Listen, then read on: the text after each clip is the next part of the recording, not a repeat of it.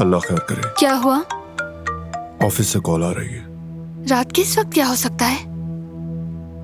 Hello. अस्सलाम वालेकुम बारान साहब, इस वक्त फोन करने के लिए माजरत चाहती हूँ। अगर जरूरी ना होता तो तंग ना करती। इट्स ओके, बात क्या है?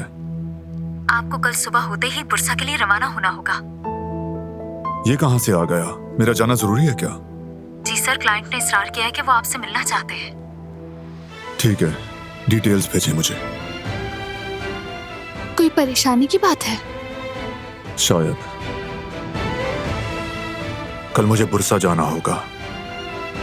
अच्छा, ये तो अच्छी बात है, दोनों चलते हैं। काम का मामला है दिलान, और वैसे भी तुम प्रेग्नेंट हो। ट्रैवलिंग ठीक नहीं तुम्हारे लिए। प्लीज यकीन करो, मुझे अच्छा लगेगा। यहाँ बहुत बोर हो गई हूँ मैं। सबकी तवज्जो मुझ पर ही है, और वहाँ हम एक साथ होंगे। क्या ये बेहतर नहीं? ठीक है, जैसा तुम चाहो। चलते हैं साथ में। शुक्रिया तुम्हारा, बहुत शुक्रिया बारान। देखना ये ट्रिप हमारे लिए बहुत यादगार होगा।